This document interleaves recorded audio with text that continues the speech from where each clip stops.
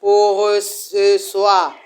Commencer encore à nous rapprocher du Seigneur pour que le Seigneur nous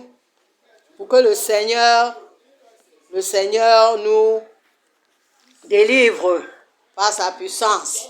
Sois béni, toi qui es là ce soir. Alors, nous allons prier.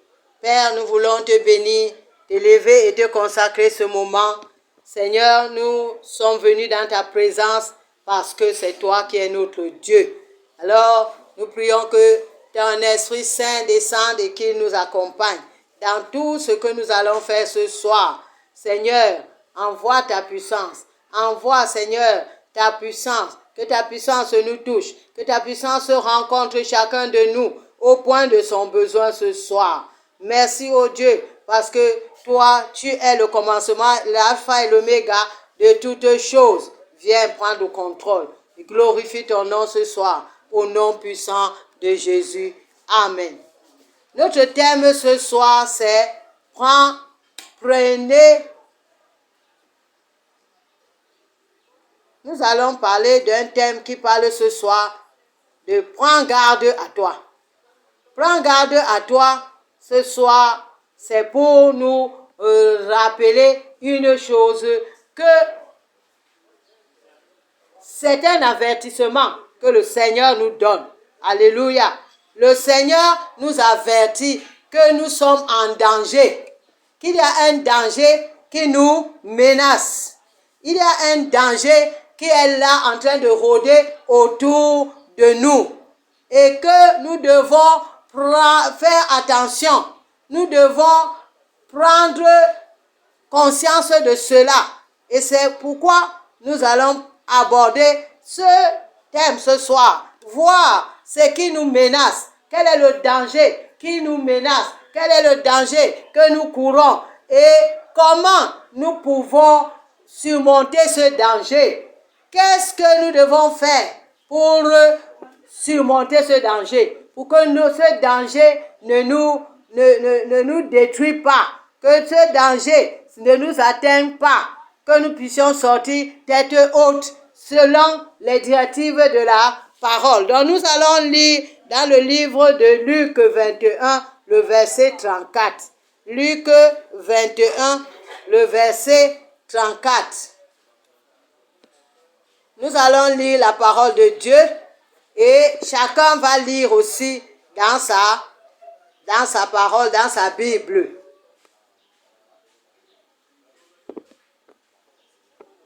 Luc 21, le verset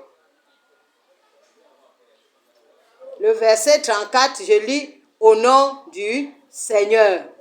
Prenez garde à vous même, de crainte que vos cœurs ne s'appesantissent par les excès du manger et du boire, et par les soucis de la vie, et que ce jour ne vienne sur vous à l'improviste.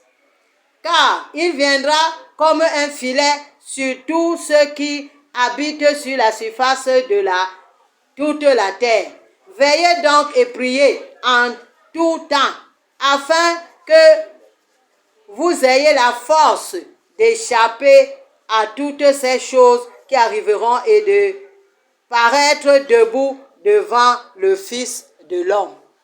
Bien-aimés, nous sommes en train de parler ce soir du danger qui est autour de nous, du danger qui nous menace. Et quand nous lisons la parole de Dieu, nous comprenons que ce danger qui nous menace, il y a les excès de manger et de boire, c'est-à-dire les fêtes, l'ivrognerie, les soucis de la vie. Voilà ces trois choses, ces trois éléments que nous voyons, que nous vivons, que nous entreprenons, que nous saisissons à faire chaque jour, qui sont déclarés dans la parole de Dieu comme étant une menace, comme étant un danger.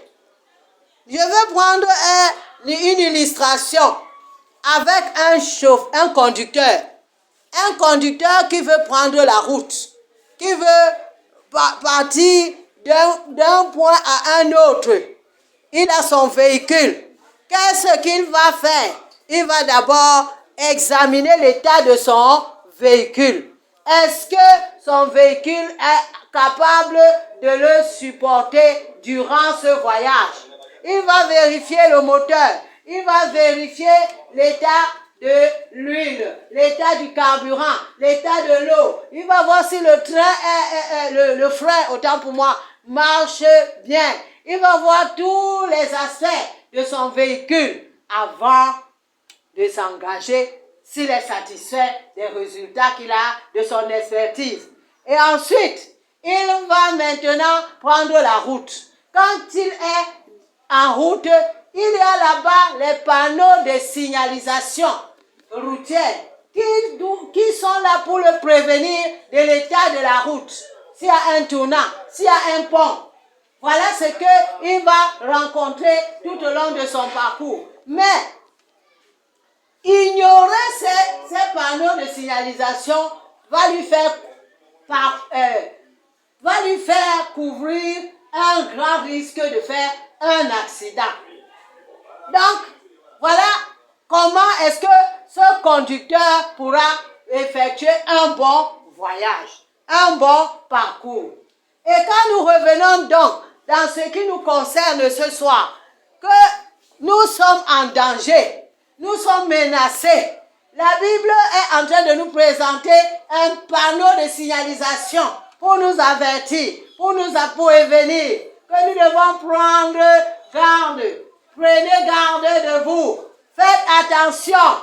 Quand nous allons dans 1 Thessaloniciens 5, le verset 23, nous voyons dedans que quand on parle de l'homme, tu es l'homme entier. L'homme doit comprendre que tu es esprit. Tu as une âme et tu vis dans un corps. Voilà la dimension de l'homme. L'homme est esprit. Tu as une âme et tu as un corps. Donc, nous passons quand le signalement, quand l'avertissement est en train de venir ici, c'est pour nous avertir que nous sommes toujours en train de passer du temps à plaire à notre chair. Nous sommes en train de fêter. Nous sommes en train de manger, de faire toutes sortes d'excès.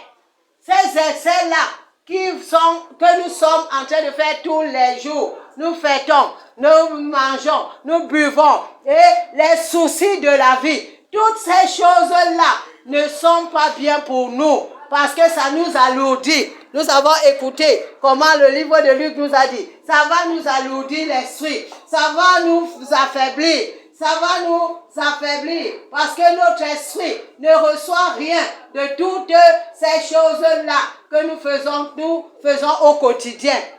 Les fêtes, les excès de table, tout cela, quand nous allons encore voir quelque part dans 1 Pierre 2, le verset 11, il dit que ces convoitises, ces passions de la vie sont là pour faire la guerre à notre esprit. Voilà pourquoi nous sommes en danger et nous devons faire quelque chose. Nous devons faire quelque chose pour que demain, quand les jours mauvais vont venir, nous puissions surmonter tout cela. Nous puissions surmonter toutes ces difficultés, tous ces obstacles et qui vont tomber. Ces obstacles, ces choses, le jour mauvais va tomber sur tous les hommes, sur la terre. Ça tombe sur tout le monde. Quand ça va t'arriver, qu'est-ce que tu vas faire? Comment tu vas t'en sortir? Comment tu vas faire face à ces dangers qui est en train de te menacer? Parce que tu as passé tout ton temps à s'occuper de ta chair. Tu as passé tout ton temps à prendre soin pour les plaisirs de la vie, pour les passions de la vie. Tu as passé tout ton temps à te soucier des choses de la vie. Tu as négligé ton homme intérieur. Comment est-ce que tu vas faire face à ces dangers? Et la solution que le Seigneur nous donne ce soir, nous allons la lire dans le livre d'Éphésiens, Éphésiens 5, le verset 18 à 19. Je lis au nom du Seigneur. Éphésiens 5, le verset 18 dit, « Ne vous enivrez pas de vin, c'est de la débauche. Soyez au contraire remplis de l'esprit. » Ne nous contentons pas seulement des fêtes, seulement de boire le vin, des excès, des abus, du manger, du boire tous les jours. La parole de Dieu dit que c'est la débauche, c'est-à-dire le désordre. C'est le désordre dans notre vie. Ne nous enivrons pas de ces choses. Ne nous contentons pas de ces choses. Mais cherchons à être remplis de l'esprit. Cherchons à être remplis de l'esprit. Et comment est-ce que nous serons remplis de l'esprit? Il y a 3 choses à faire pour être rempli de l'esprit. Premièrement, tu dois refuser de négliger ton esprit. Tu dois refuser de séparer de ces abus, de ces fêtes, de ces excès de table, d'alcool, des soucis de la vie. Tu dois te séparer de ces choses. Et deuxièmement, tu dois lire la parole de Dieu. Parce que c'est dans la parole de Dieu que tu es en train de nourrir ton homme intérieur. Tu es en train de nourrir ton esprit pour que ton esprit soit fort. Tu dois lire la parole de Dieu, la méditer tous les jours. Et en troisième lieu, la parole de Dieu nous dit dans le verset 19, « Entretenez-vous par des psaumes, par des hymnes et par des cantiques spirituels, chantant, célébrant de tout votre cœur les louanges du Seigneur. » Nous devons nous entretenir.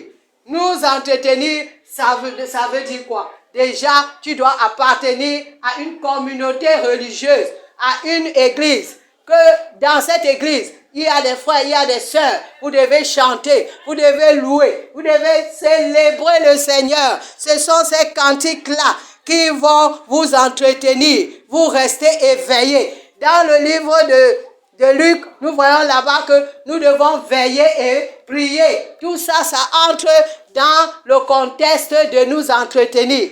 Nous ne devons pas laisser notre esprit s'endormir. Nous ne devons pas nous lasser de toutes ces de nous séparer de Dieu pour les choses vaines de ce monde, qui sont les choses passagères. Voilà donc ce que nous devons faire pour entretenir notre homme intérieur. Nous devons le nourrir pour qu'il nous aide. Quand les difficultés arrivent, c'est l'Esprit de Dieu qui va nous soutenir, qui va nous fortifier, qui va nous aider pour que nous puissions répondre, de résister aux jours mauvais.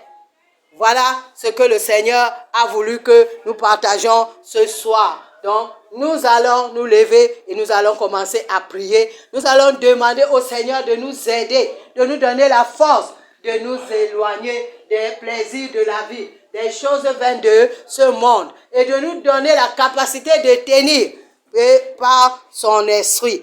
Nous allons nous lever et commençons à prier.